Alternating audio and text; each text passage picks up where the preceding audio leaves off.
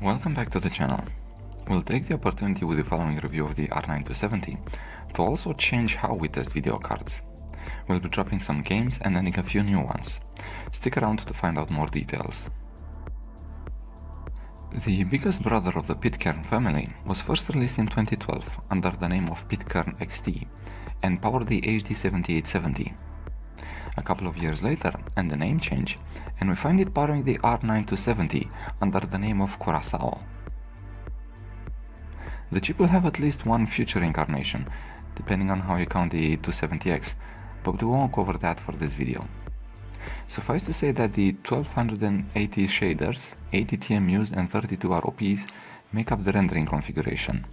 The chip, clocked at 900 MHz and boosting 25 MHz higher, was paired with 2 GB of GDDR5 memory, clocked at 1400 MHz via a 256 bus. As for that boost frequency, you might as well ignore it. The chip will go that high only when the GPU usage is under 60%. Any game that goes above that, that's a fancy way of saying any game, will have the chip fall back to its base clock. Why does this happen? I suspect the cooling solution used here. If it looks familiar, that's because we've seen it before, on the XFX HD 6850. Pegatron, the makers for this reference card, followed the recipe provided by AMD and ended up with a cooling solution that is barely functional, keeping the chip at 73°C in heaven for a 49 degrees delta over ambient and at 74 degrees in Warframe. As for how much will this impact performance, well, there's only one way to find out, and that is by having this HP branded Pegatron manufactured video card installed in the same Z230 HP workstation. And yes, we're still using the equivalent for an i7-4770 Xeon CPU, paired with 32 GB of DDR3 running in dual channel at 1600 MHz. Alien Isolation was a surprise in terms of how it played. Don't get me wrong, 73 FPS on average and 45 FPS for the 1% lows at 1080 and ultra settings is more than adequate for this single player title. It's just that the little brother of the card, the R7-265, ran a bit better. There is a link of its review in the description if you want to check that one out. And the surprises keep coming. Apex Legend was next to test. Again, 73 FPS on average and 51 FPS for the 1% lows are a good experience at 1080 and low settings. And yet again, the R7-265 ran a tad better in the same firing range map at similar settings. Dropping the resolution will increase your FPS up to 108 FPS on average for 720 resolution. That is on par with the R7-265, and the 1% lows of 75 are just a tad better. I decided to let go of Warzone from our roster of games. Okay, maybe I've embellished the truth a little bit. The game servers were turned off after the end of September, and like all live service games, this means that you can no longer play it. So while my control over using Warzone as a benchmark was actually non-existent, using PUBG instead was definitely my choice. I have rarely seen a game that looks so ugly on low settings and yet performs so poorly. 1080 resolution and low settings but 100% render scale got the R9 270 only 67 FPS on average and 52 for the 1% lows. They say that gameplay beats graphics, and back when battle royales were just starting, PUBG was probably the embodiment of that. And I'm just going to leave it there. Battlefield 5 got 81 FPS on average at 720 resolution and low settings. The 1% lows of 60 would have this resolution as the better choice for multiplayer. However, if you're fine with just the average reaching above 60, then 1600 by 900 is another option for you, with averages in the mid 60s and 1% lows in the low 50s. I'd keep 1080 gaming just for the single player campaign, where the 53 FPS average and 43 FPS 1% lows are more than adequate. You're not going to lose control over your gaming experience at 720 resolution and low settings. The card averages 83 FPS and has 1% lows of 60, numbers better suited for multiplayer and that are a bit overkill for this single player title. You can increase the resolution to 1080, where the frame rate almost reaches 40 on average, and with a 32 FPS for 1% lows, your single player experience won't suffer. Rainbow Six Siege continues with a series of surprises and averages just 70 FPS at 1080 resolution, low settings and 100% render scale. And while the game experience is fine, with 1% lows in the high 50s, the just part comes because of the R7-265, which managed a bit better. The frame rate increases as we drop resolutions and render scales, and reaches 171 on average and 102 for the 1% lows at 720 resolution and 50% render scale. And judging by how the FPS improves as the render scale gets lower, we can safely say that the bug we encountered in our previous review was fixed. GTA 5 provides only a small lead for the R9 to 70. At 1080 resolution and low settings, the card averaged 122 FPS and had the 1% lows figure of 70. More than adequate for single player and actually entering the realm of game age and limitations. If you encounter some stuttering while playing this game with the 270, consider increasing your visual quality options or add an FPS limit via the Riva Tuner Statistics server. I also decided to remove CSGO from the list of games to test GPUs. It was also entirely my decision to add CS2 instead. I used the same setup, 1080 resolution and low settings, as I used for CSGO, and got 94 FPS on average and 67 FPS for the 1% lows. In the same Dia Dust 2 map, but in the previous version of the game, the R7-265 got about double of that. I know, 2 different games, etc, etc. I was under the impression that Dota 2 used the same source engine as CSGO, but with that one replaced by CS2, I'm quite curious to find out if this game had an engine swap as well. Regardless, at 1080 resolution and low settings, the R9 to 70 averaged 98 FPS, and for 1% lows it got 63, more than adequate for online. Testing Fortnite also gets an update. I typically run a match to test the video cards, but even when landing on the same spot, the test is not quite reproducible.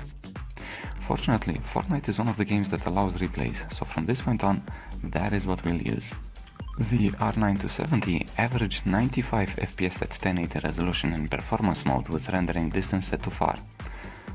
Performance improves as the resolution drops, reaching 131 FPS at 720 resolution. The 1% lows hover in the high 50s and low 60s, and the game plays just fine. Overwatch 2 at low settings performs absolutely predictable, 107 FPS on average at 1080 resolution and 76 FPS, or 76% for that matter, for the 1% lows. Dropping the resolution increases the FPS in almost linear fashion with the drop in the pixel count. At 720 resolution, that is about half the pixel count, the card averaged 215 FPS, basically twice of that at 1080. Same goes for the 1% lows of almost 160 FPS.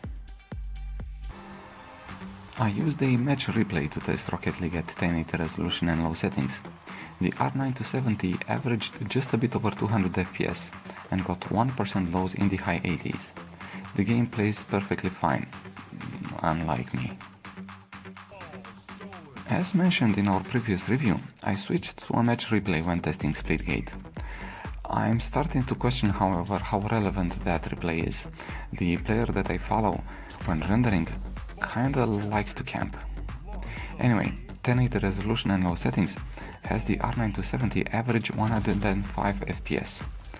The 1% lows of 75 means a perfectly fine game experience. Dropping the resolution to 720 does not double the FPS like in Overwatch, but we do get a boost of about 70% for both average and 1% lows, which now read 171 and 112 FPS respectively. Valorant has no problem running at 200 plus FPS on fairly weak cards, so the R9 to 70 had it quite easy. At 1080 resolution and low settings, the card pulled above 260 FPS on average and 1% lows above 160 FPS. This, however, is pretty much as high as my CPU can go, so you might get better frame rates if you use a newer CPU. There is a reason why you see this kind of footage for Genshin Impact. Bear with me for a bit. To be able to say that the R9 270 gets 60 FPS on average at 1080 resolution and low settings, and 48 FPS for the 1% lows, I had to spend about 6 hours. 2 hours updating the game from the launcher, then another 2 hours again updating the game from the launcher because apparently resuming a download is too much of a technical challenge.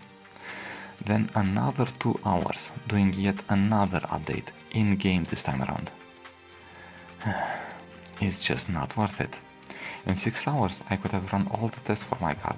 This is not acceptable, and from this point on, this game will only get an occasional feature video, much like we did for GTA 5 or Overwatch 2. Put it this way, Paimon, you're fired.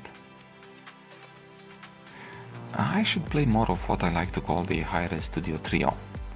Paladins, Royale and Rogue Company. All three of them are quite accessible to modest hardware, and when testing at 1080 resolution, I got the following results. Paladins ran at 155 FPS on average with 70-41% lows at mostly high settings. Royale, 133 FPS on average and 72 FPS for the 1% lows, also at higher settings. And Rogue Company, 129 FPS on average with 1% lows of 73 FPS at low settings. We won the match in World of Tanks Blitz. I'll credit the win to my teammates though, because the R9 270 behaved like pretty much most of the cards behaved at 1080 and low settings. The average FPS hit the 60 FPS cap, while the 1% lows stayed in the high 50s. The game plays just fine. I no longer seem to get single player runs in my Mariana-based raid in Warframe. At 1080 resolution and mostly low settings, our Pitcairn-based Curaçao-based GPU averaged just shy of 200 FPS. As for the 1% lows, well, 35 FPS. Thanks, my fellow Tenno warriors, but how about you cope with another dude next time, huh? I was quite happy when I managed to get this R9 270 working at its fullest. You see, this Pegatron build version of the reference card has an HP part number, which means that this card was meant to end up in an HP computer. The Z230 that I use, well, that one is also from HP, and the original PSU it came with does have one 6-pin power connector. A match made in heaven, right? Anyway, in terms of prices, they tend to vary. I've seen cards in good condition going as low as 40 USD, then going up to 60. And while the former may still be acceptable, the latter is just bad for a card that it is in legacy driver support. We'll stay in the GCN 1.0 archipelago of video cards, but we'll hop to another island for our next review. Make sure to subscribe so that you don't miss it. As for this video, well, we're done. I hope you liked it, and I'll see you for the next one. The R9 270 averaged 98